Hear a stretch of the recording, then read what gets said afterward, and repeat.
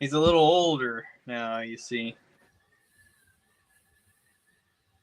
And you can't see me doing my fancy footwork, but it's going on. I see the shoulders moving, so that must mean the feet are moving too. Exactly. Uh, shit, Ip Man, Tom, he's living in Hong Kong, Life's kind of quiet. He's got his school going.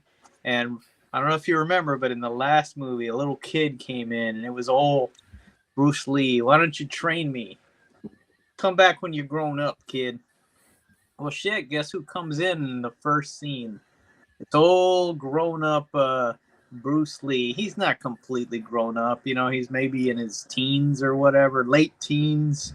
And he says, "Hey," keeps on doing that. It's like an exaggerated thing. Like, this is Bruce Lee because I'm doing this. Why don't you train me? And old Ip Man starts, flicking cigarettes at him. And old Bruce Lee's like kicking them, hitting them. Are they lit? The first one is I was thinking, why does he have all these lit cigarettes? Ip Man, he's the epitome of health, but he also smokes, he likes to smoke with his tea. We all got our vices, Tom. Damn, I was in that movie. Um, so he goes and opens the door and tells, old Bruce, yeah, I don't know. So Bruce just leaves. And now we get on with the story, Tom. I don't know if you knew this, Joe, but according to the higher ups at CBS at the time, they said Bruce was a very gay name. Hmm. So they called him David, you see. David Lee. Yes. Started a band, the Mean Green Machines. Yeah. So this guy that they got playing Bruce Lee, I guess it was some kind of like crossover type deal or some fan service. Because there's like a TV show about Bruce Lee, and this is the guy that plays him in the show. But I haven't seen that show, and I'm not Chinese, so that didn't hit with me. I didn't start standing up and clapping like when old Linda Blair came out in the last Exorcist movie. Oh fuck! Oh man! Oh. I seen a picture of Linda Blair from this past convention weekend, whichever four it was. Stunning. She's a hell of a singer. Uh, so anyway, Tom, here's the deal.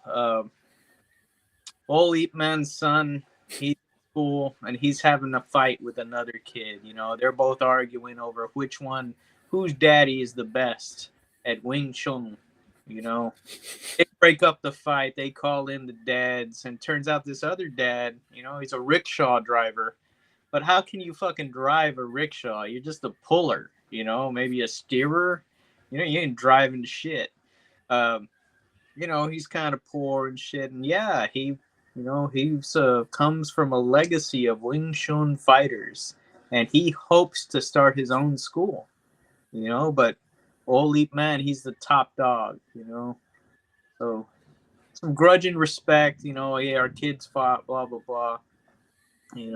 But all that's done, Tom, is to establish the school, because we get some toughs that come in there, and they fucking shake up the principal and says, "Hey, you need to sign over the deed to this land that the school's on."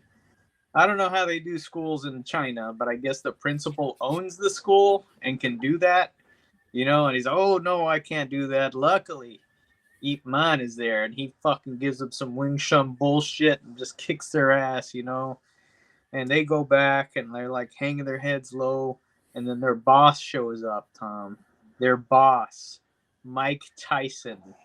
He's a fucking mob boss in Hong Kong, which All is right. kind of makes sense because they're under British rule. Hold on. So we have a real movie about a gentle fellow named IP Man who happened to train Bruce Lee, but this isn't the real Bruce Lee that's in the movie because he's passed on, you see. Right. So when you say, and then Mike Tyson shows up, is Mike Tyson acting in the movie? Is there a guy playing Mike Tyson in the movie, or is Mike Tyson playing the real version of himself in the movie? Mike Tyson is playing a role, you know. Okay. Let's just call him Fred because I don't remember his name in there. So old Fred, he's he's a mobster and he's trying to acquire property. That's all we got on his shit. You know, he says some things that sound kind of tough, and then somebody else says like some shit in Cantonese or whatever. You know, but they don't give him much to do there. You know, just establishing that he's the big bad, right? Well, fuck it. You know, he leaves it up to his main guy. Like, hey, you're gonna go and you're gonna fucking get this school no matter what. So they're attacking the school. They're trying to set it on fire. They're trying to do all shit. But Ip Man, he's defending the school. Him and his students are there to fight off these other thugs that come. And even that other guy, that rickshaw puller, you know, he lends a hand too, and he helps, you know, and they both notice each other's style, and they're kind of like, you know. Well, shit, man.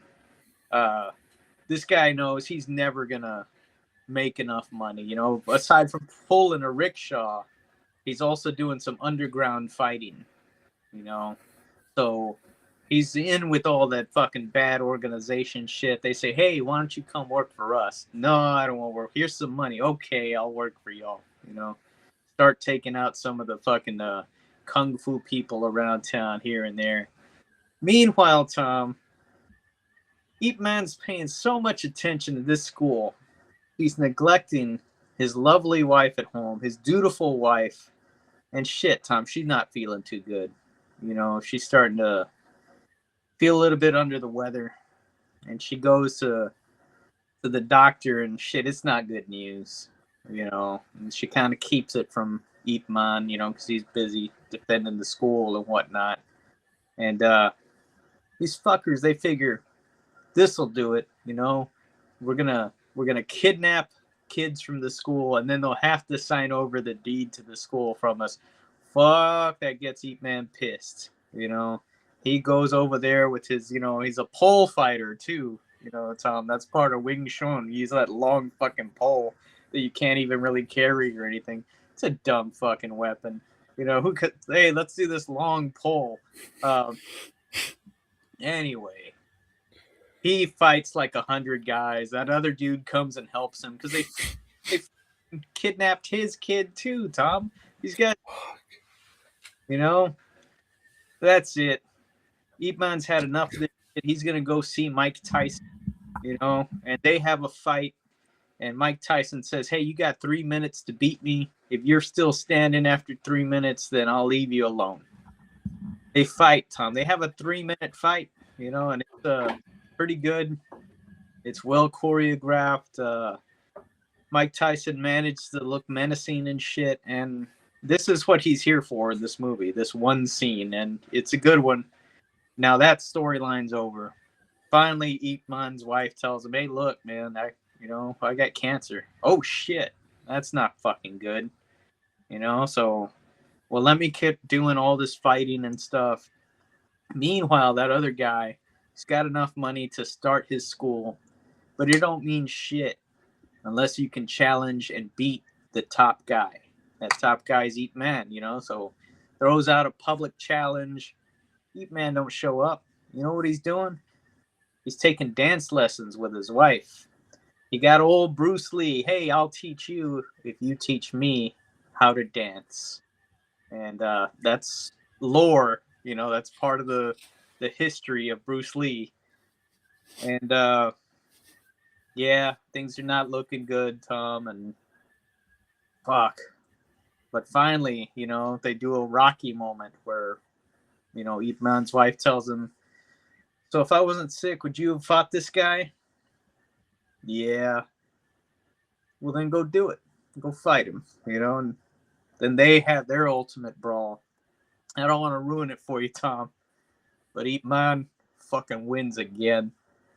And this guy, you know, just breaks the plaque that says that he was the greatest because, you know, he knows he's not now, you know, and fuck, I forgot his name. You know, Tin something, Tin Sam Chang, and well, fuck, Tom. The next movie is Z-Man, and it's about him. It's a spin-off movie. Oh shit, I can't wait to see where this takes us.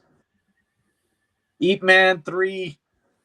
Um, there's a bit more going on, obviously. You know, there's more to the story. There's more for him to fight than just motherfuckers. You know, he's got to fight the reality that his wife is dying, you know, and that's one opponent, Tom, that he just can't win. No matter how fast he is, you know, you're not beating the Reaper, son. It's hard. Yeah, I liked this one probably more than the other two.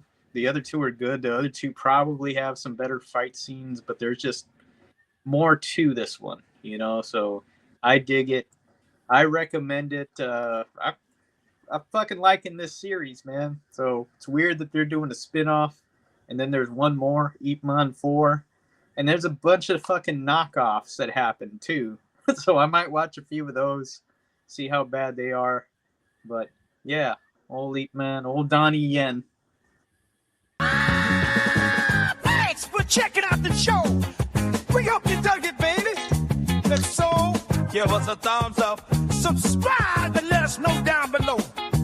Support Tom and Joe by heading over to dwnproductions.net and fastcustomshirts.com. Until next time.